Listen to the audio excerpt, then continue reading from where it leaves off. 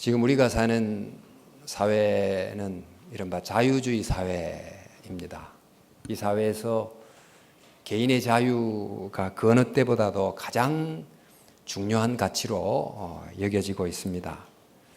개인의 권리 또 자유가 조금이라도 침해를 받았다 생각하면 대상을 가리지 않고 소송을 제기하기도 하고 이제 이런 사회가 됐습니다. 또 누가 다가가서 당신 왜 그러십니까? 이렇게 이제 물으면 그건 내 자유입니다. 그건 내 마음입니다. 이렇게 이제 말하면 더 이상 어떻게 말할 수가 없는 이제 그런 사회를 살고 있지요. 남의 자유를 훼손하지 않는 최소한의 기준을 지키고 난 다음에는 내가 하고 싶은 대로 살아가는 것, 이게 곧 자유다 이렇게 대부분이 여깁니다. 하고 싶은 대로 하고 가고 싶은 대로 가고 생각하고 싶은 대로 생각하고 이걸 이제 자유로 여기는데, 이런 자유를 뒷받침해 줄 수 있는 어떤 재력이 있고 상황이 되고 그러면 그 행복한 것이고 그게 성공이다 이렇게 여기는 사회입니다. 이 소위 말해서 오늘날 우리가 살아가는 이 자유사회는 이 자유를 이렇게 굉장히 자기중심적으로 생각하고 이해하고 있다는 것입니다. 이렇게 지구의 상당 부분에 사는 사람들이 이제 개인의 자유를 외치지만은 요즘 기술이 엄청나게 발달되는 이 세상 속에서 과연 개인의 자유라는 게 어느 정도 보장이 되나 이런 생각이 종종 들기도 합니다. 지난주 한 신문의 칼럼을 보니까 중국이 공산당이 백성의 생활을 훨씬 더 밀착 감시하는 데 이제 첨단 기술을 사용하고 있다. 이제 그러면서 특히 자유 세계에 있는 사람들 중에는 이제 중국이 하나의 거대한 파놉티콘, 그러니까 죄수의 생활을 전부 감시할 수 있는 원형 감옥과 같은 곳이 되는 게 아닌가, 이런 참 우려를 담은 칼럼을 쓴 것을 봤습니다.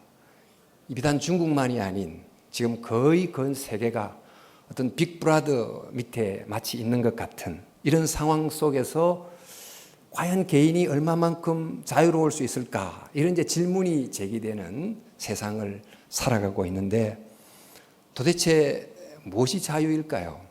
우리는 정말 자유로운 존재로 사는 것일까?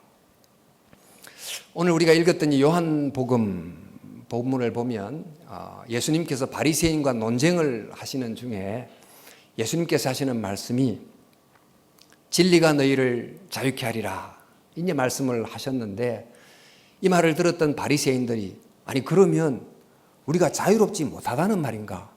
아니 우리가 누구의 종이란 말입니까? 이러고 이제 예수님께 대드는 내용이 나옵니다. 그때 예수님께서 그들을 향해서 너희는 스스로 자유자라고 생각하지만은 사실은 너희는 종이다 이렇게 선언하시는 내용이지요. 그러니까 자기는 종으로 산다는 것임을 모르고 자유다 이렇게 생각하고 살아가는, 이렇게 자유의 착각 속에 살아나가는 바리새인들을 오늘 성경 속에서 바라보고 있는데, 사실상은 종으로 살면서 나는 자유롭다라고 생각하는 무리들이 비단 예수님 당시 이 바리새인들 뿐이었겠습니까? 지금 우리 시대를 살아나가는 상당히 많은 사람들이 어떤 면에서 이 바리새인들처럼 자유롭다고 하지만은 사실상은 자유롭지 못한 존재로 살아가는 것은 아닐까요?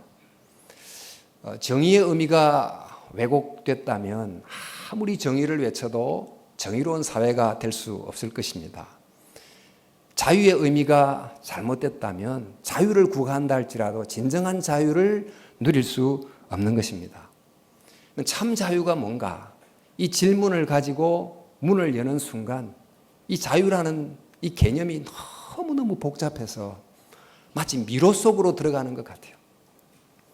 얼마 전에 정의란 무엇인가라는 책도 아주 베스트셀러가 됐지만은 정의란 무엇인가는 질문을 찾기 위해, 답을 찾기 위해서 그 질문의 문을 여는 순간 정의가 뭔지를 알 수 없는 너무너무 복잡한 미로 속으로 들어가는 것과 같습니다. 그러나 아무리 복잡해도 이 자유라는 것이 너무 중요하기 때문에 참 개념을 명료하게 좀 정리하고 단순화해서 참된 자유가 무엇인지를 바로 깨닫고 살아야 될 줄로 믿습니다. 그래서 오늘 예수님께서 말씀하신 진리가 너희를 자유케 하리라, 이 말씀을 키워드로 삼아서 자유가 뭔가, 예수님이 말씀하신 그 자유의 의미가 무엇인지를 한번 생각해 보려고 합니다.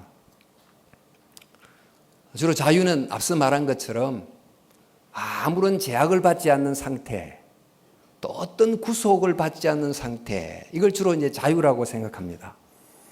그런 제약이 없다고 하는 이 부정적 표현을 긍정적으로 바꾸면 내 마음대로 할 수 있는 상태, 이게 곧 또 자유라고 생각하는 거지요. 제약이 없는 것이 자유, 이것은 분명히 맞는 말입니다. 우리의 자유를 억압하는 이런 제약들이 굉장히 많습니다. 그래서 가난이라고 하는 제약도 있고, 또 질병이라고 하는 제약도 있고, 고통이라고 하는 제약도 있고, 또 심리적으로 말하면 어떤 중독이라든지 과거의 어떤 썸뿌리라든지 등등의 우리를 묶는 여러 가지 제약들이 있습니다. 그런가 하면 사회적으로 보면 불공평한 제도라든지 또 그릇된 차별 관행이라든지 이런 것들도 역시 우리를 자유롭게 하지 못하는 관행 또 제약이 된다고 할 수 있습니다. 아마 재작년으로 기억하는데 중국의 인권 변호사였던 류 샤오보라는 사람이 이제 암으로 투병하다가 병원에서 이제 사망을 하게 됐습니다. 사실 적극적 치료를 하지 않았다는 여러 가지 논의도 많이 있었는데, 어쨌든 류 샤오보가 죽고 난 다음에 많은 그 사람들이 인터넷상으로 그를 검색을 하게 되자 정부가 인터넷 검열 통제를 하고 아예 이 사람의 존재를 검색이 안 되도록 막아놓음으로 중국인들의 기억 속에서 완전히 사라지게 만드는 이러한 부당한 국가 권력 같은 이런 것들로부터도 자유로워야 진짜 자유가 이루어질 수 있을 것입니다. 또 이제 이건 타종교의 어떤 교리고 또 문화이기도 해서 조심스럽지만 그런 어떤 보편 가치를 적용해 볼 때 그 이슬람과 힌두교에서 하는 그 여성에 대한 태도, 이런 것들은 어쩌면 반창조적이고 또 합당하지 않음에도 교리란 이름으로 이렇게 지켜지는 걸 보면서 하여튼 이런저런 제약으로부터 자유로운 것이 자유를 가져다 주는 거죠. 근데 이런 이제 외부적인 여러 제약으로부터 이제 벗어날 때 우리는 자유를 얻게 됩니다만은, 그런 외적 제약으로부터 다 벗어나면 우리는 비로소 자유로운 존재가 되는 것일까요? 이런 모든 제약에서 벗어나고 난 다음에 이제 내 마음대로 선택할 수 있는 어떤 조건이 주어졌을 때, 그때 그는 그 조건 속에서 무엇을 선택할까요? 내 마음대로 선택할 수 있는 상황 속에 있을 때 그는 항상 옳고 선하고 유익하고 이런 걸 선택할까요? 아니면 그러고 이기적이고 자기중심적 이런 것을 선택할까요? 구글의 모토가 사악해지지 말자, 악해지지 말자, 이런 게 사훈이라고 합니다. 강력한 정보 권력을 가지고 원하면 거의 모든 것을 자기 원하는 대로 할 수 있는 그런 자유의 상태가 됐을 때 그가 선해지기 쉬울까요? 악해지기 쉬울까요? 저는 악해지지 말자, 그게 굉장히 의미 있는 어떤 교훈이라고 생각이 듭니다. 아무의 감시도 받지 않는 어떤 절대 권력, 그 제한받지 않는 자유를 가진 권력은 선해지기 쉬울까요? 부패하기 쉬울까요?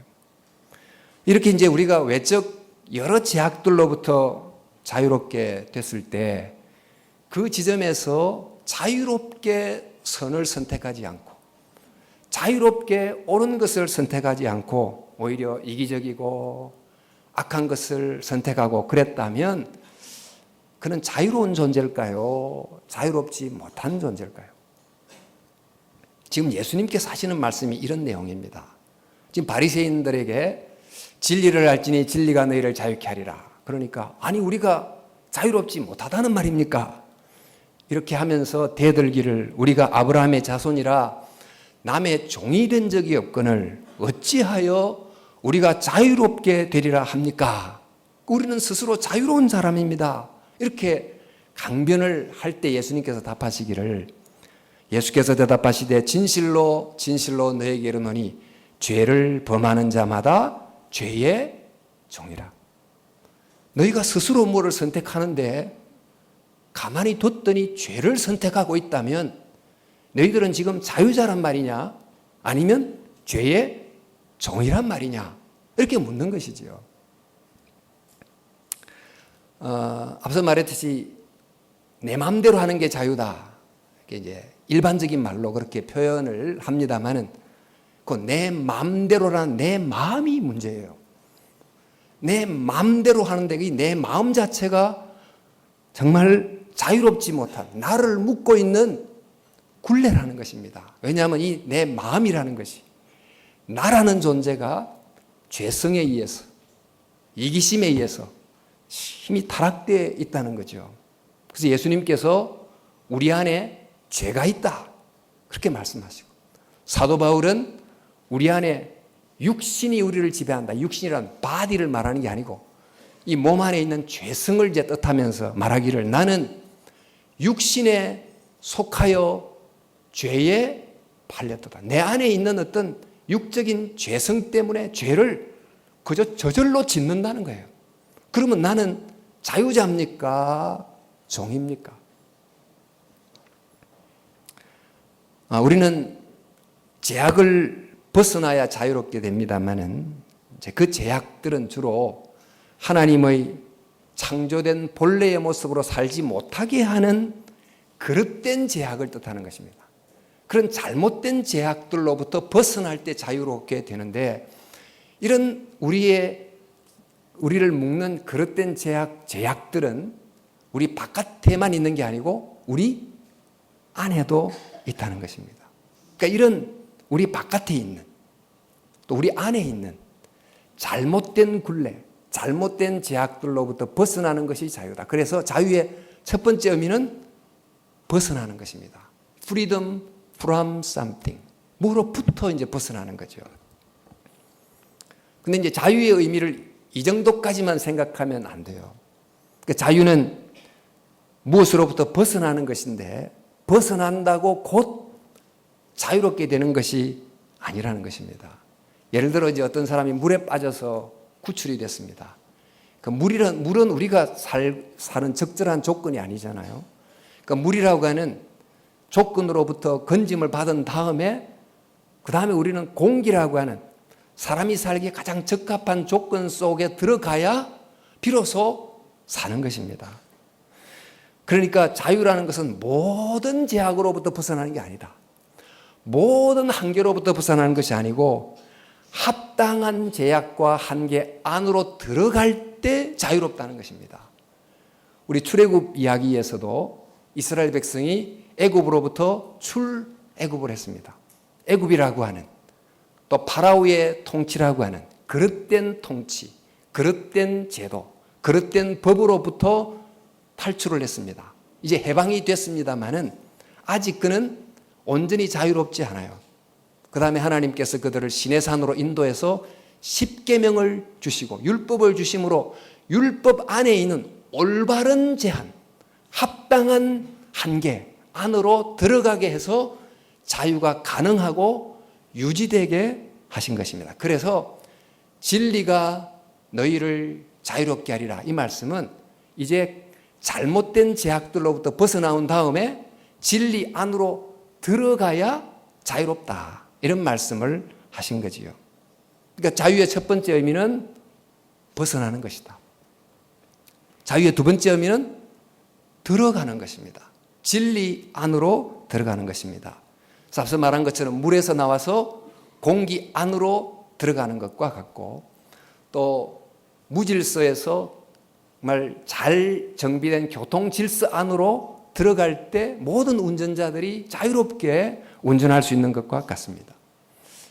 몇 년 전이죠. 그래비티라고 하는, 그래비티가 뭐 중력 이런 뜻인데, 그 영화에 보니까 한 우주 비행사가 그 큰 이제 우주선에서 이렇게 선이 끊겨가지고 무중력 상태에서 막 이렇게 떠돌아다니다가 어떻게 하다가 이 지구의 중력권 안으로 들어오면서 그때 정말 살았다 뭐 이렇게 하는, 그러니까 지구의 중력이라고 하는 인간이 살아갈 합당한 제한과 한계 안에 있을 때 자유롭다고 하는 내용이지요.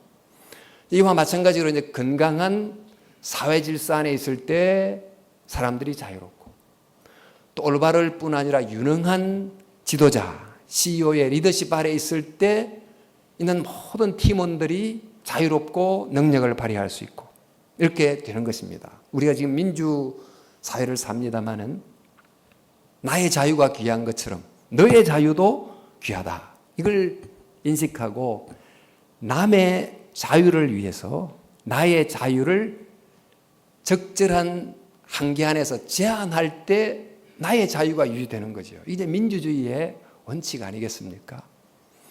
늘 싸우는 두 형제가 있었습니다. 그래서 엄마가 케이크를 만들어주면 서로 많이 먹겠다고 다투고, 이제 그러니까 이제 어머니가 케이크를 만들어준 다음에 이렇게 이야기를 해요. 큰 아이에게, 너는 형님이니까 너가 먼저 케이크를 잘라라. 그리고 동생 너는 형이 자른 것을 너가 먼저 골라라.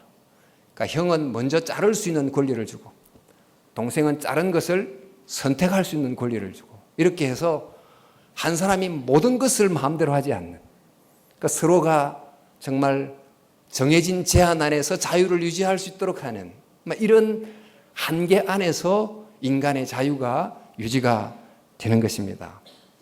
따라서 이제 에덴 동산에서 하나님이 선악과를 먹지 말라 그랬을 때 아담은 선악과라는 제한 때문에 나는 자유롭지 못하다 이렇게 생각하고 선악과를 따먹게 됩니다만, 선악과를 따먹은 후에 자유롭게 된 게 아니고 오히려 자유를 상실합니다.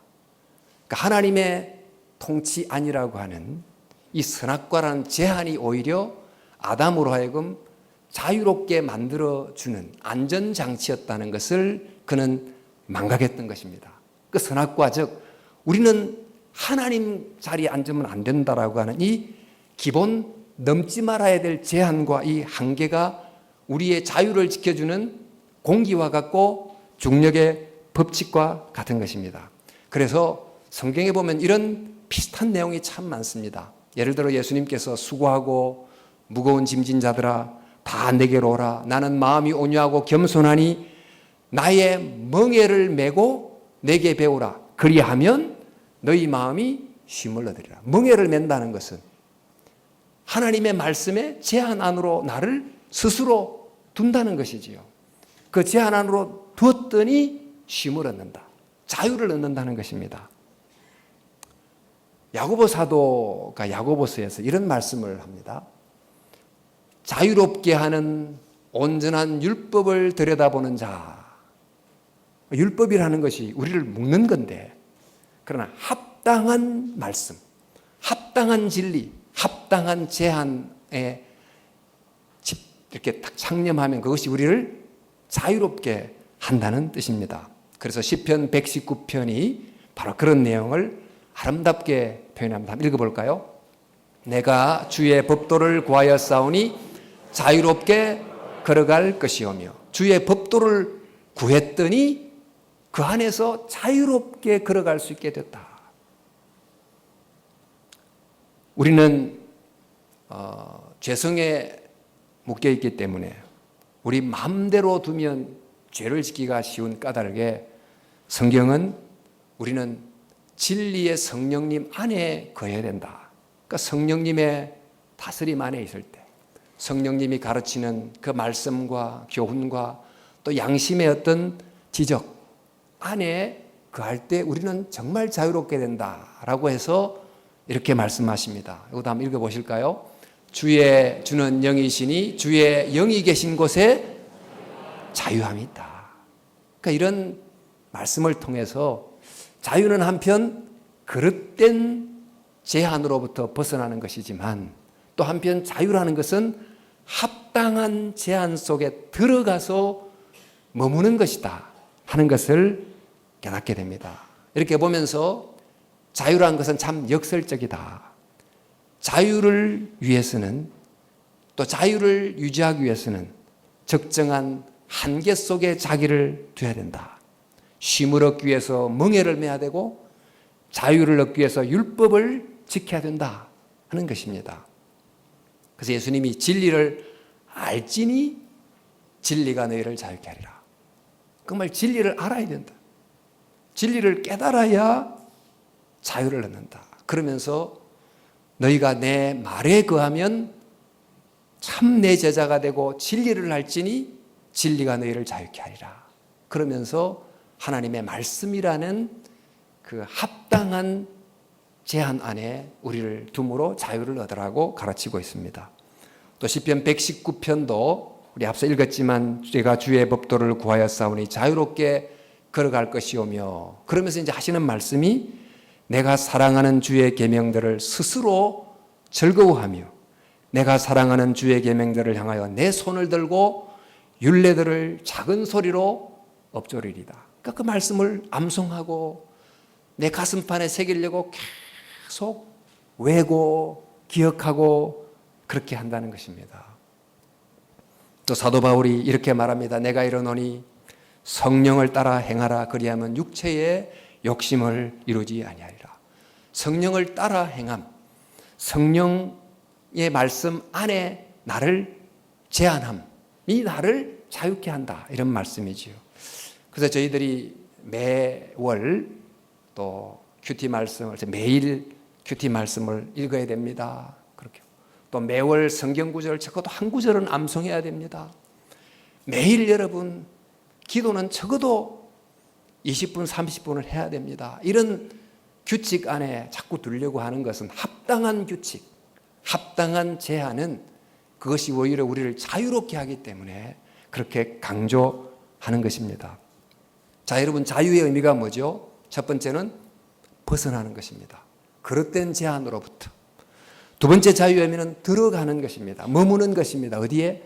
진리 안에 머무는 것입니다. 그런데 자유의 세 번째 의미가 있어요. 여기서 자유의 클라이막스가 있어요. 진리 안에 거할 뿐 아니라 진리를 붙들기 위해서 자유를 포기할 때 진짜 자유롭다는 거예요. 이게 이제 자유의 위대한 가르침입니다. 자유에는 단계가 있습니다. 높은 자유가 있고 낮은 자유가 있고 큰 자유가 있고 작은 자유가 있습니다. 그냥 높은 자유는 낮은 자유를 제한할 때 주어지고 큰 자유는 작은 자유를 내려놓을 때 주어지는 것입니다. 예를 들어서 내가 하는 운동이라고는 숨쉬기 운동밖에 없어서 숨쉬기 운동만 하고 살았더니 붙으라는 근육은 안 붙고 배에 배둘레햄만 자꾸 늘어나고 이래서는 안 되겠다. 내가 이제 정말 마음대로 다닐 수도 있고 산도 올라다니고 이렇게 하기 위한 정말 건강이라고 하는 목표에 이르러야 되겠다. 좀 여기저기 다닐 수 있는 자유를 얻어야 되겠다. 그런 큰 자유를 정말 얻으려고 한다면 어떻게 해야 될까요? 그는 먹고 싶은 아이스크림, 과자를 언제든지 먹으려고 하는 작은 자유를 포기해야 돼요. 밤만 되면 먹고 싶은 그 야식을 먹지 않으려고 하는 작은 자유를 내려놔야만 큰 자유에 이룰 수 있는 것 아닌가요? 내게 이제 음악이라는 탤런트가 있는데 이걸 최고로 개발시켜서 무슨 곡이든지 악보만 보면 건반 위에서 자유자재롭게 손이 움직일 수 있는 그런 높은 자유의 경지에 이루고 싶다고 하면 하루에 몇 시간이라도 피아노 앞에 앉아가지고 하고 싶은 것 포기하고 꼭 연습을 하는 그런 낮은 자유를 포기해야만 높은 자유에 이를 수 있게 되는 것입니다. 그런 점에서 우리는 자유 그러면 우선 아무런 제약과 구속이 없는 것 이렇게도 생각하지만 더 높은 자유에 이르려면 구속과 제한이 곧 높은 자유에 이르는 통로다 하는 것을 알아야 됩니다. 우리 세상에서도 보는 어느 정도 경지에 이르는 사람들을 보면 다 낮은 자유를 끊임없이 정말 제한시키는 그런 부단한 노력이 있었던 결과 그런 경지에 이르게 되는 것입니다. 그런 점에서 자유가 자유를 포기할 때 더 커진다. 이런 역설을 발견하게 됩니다. 또 낮은 자유를 포기할 때 더 풍성하고 큰 자유를 얻게 된다고 하는 진리를 발견하게 된다는 것입니다. 바로 이런 내용을 지금 뉴욕에서 목회하는 유명한 팀 켈러라고 하는 목사님이 정말 잘 정리해서 글에 썼는데 한번 읽어보겠습니다. 자유는 단순히 제한의 부재가 아니며 오히려 올바른 제한, 나를 해방시키는 제한을 찾아내는 것으로 구성된다. 즉 전략적 자유를 쟁취하기 위해 전술적 자유의 제한과 상실을 능동적으로 수용해야 된다.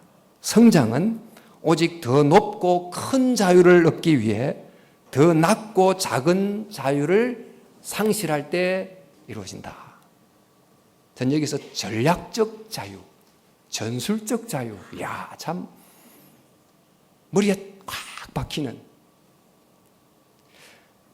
이렇게 이제 자유를 포기할 때 더 큰 자유가 주어진다고 하는 역설이 가장 생생하게 이루어지는 현장이 있어요. 그게 바로 사랑의 현장입니다. 사랑 속에 바로 이런 역설이 실제적으로 체험이 되는 것입니다. 예가 굉장히 많지만은 사도 바울이 교회 공동체의 큰 유익과 덕을 이루기 위해서 성도들에게 여러분 개인의 작은 자유를 포기하라고 권면하는 장면을 많이 만나게 됩니다. 초대교회 때 유대인 성도 또 비유대인 성도들이 함께 신앙생활을 하다 보니까 신앙 문화가 자꾸 충돌을 해요. 예를 들어 고기를 먹는 문제, 우상에 바쳐진 고기가 시장에 팔리는데 고기를 샀습니다. 어떤 사람은 이건 고기일 뿐이다 생각하고 먹을 수 있다고 생각하는 사람이 있고, 아니 이건 우상에게 바쳐진 건데 먹을 수 없다고 생각하는 사람이 함께 있는 거죠. 그럴 때 먹을 수 있다고 하는 자유의 양심을 가진 사람은 그러지 않은 사람을 사랑하는 마음으로 그 자유를 제한하라는 거예요. 그 속에 더 큰 자유가 있다는 것입니다. 상대를 사랑하기 위해서 자기의 자유를 제한합니다. 여러분 정말 어떤 사람을 사랑한다면 그 사랑하는 사람이 원하는 것을 위해서 내가 원하는 것을 기꺼이 포기할 수 있습니다. 이렇게 사랑을 위해서 자유를 내려놓는데 불편하지 않아요. 오히려 그 사랑 안에서 더 자유로운 겁니다.